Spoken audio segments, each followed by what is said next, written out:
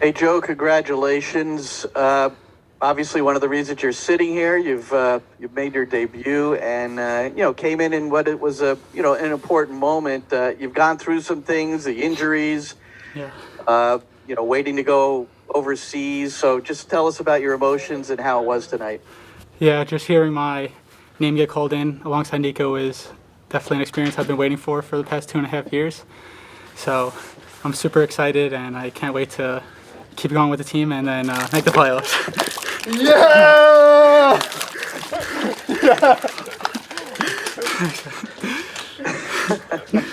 Who were the culprits there?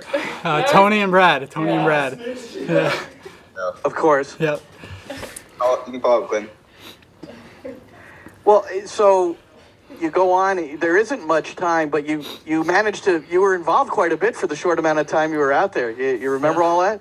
Yeah, I definitely remember each part of it, just memorable touches and everything like that. So it was definitely an experience I won't forget. All right, Christian.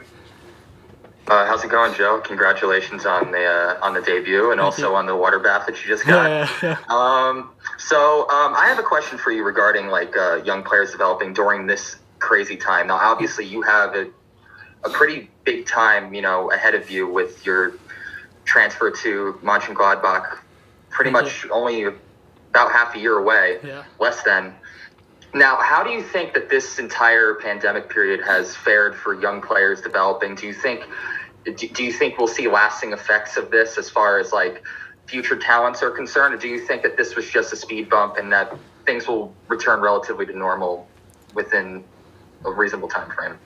Yeah, of course it's maybe a bump in some youth players' careers with playing time, but it gave us all a chance to learn new things, like maybe pick up new hobbies to keep our mind off soccer, and it could also come back and strengthen players just to take time off from the sport, because we know it's a year-round sport, and then just to come back and love the sport even more, just get more emotions into it and feel better. So it could definitely help guys, especially we could watch YouTube videos, have more time off, just pick up different things.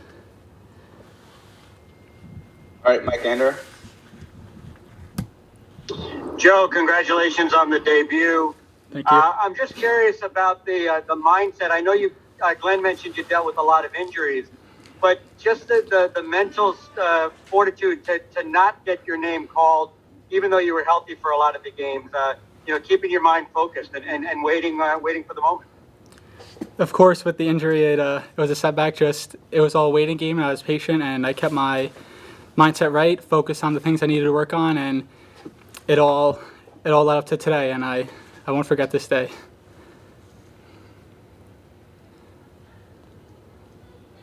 All right, Trey.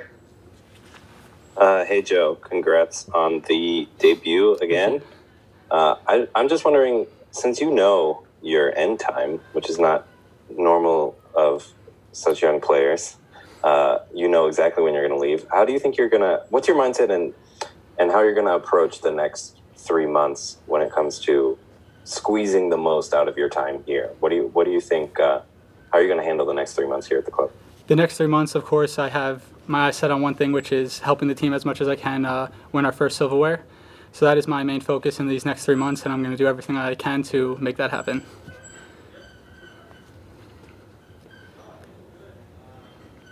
Glenn? Yeah, Joe, just following up on that, and look, this is a big night for you, and I don't want to pursue this too heavily, but the fact is that you have Tinnerholm ahead of you, generally in the 11, and your ability to come in if something happens is really vital. But between now and the time you leave, it's the essence of it is you might not get many minutes. So to me, that's the challenge of figuring everything out and being the very best you can when you leave. So do you acquire that through training? I mean, I think that's what everybody's kind of driving at. How do you get yourself really prepared for that if you're not getting the time?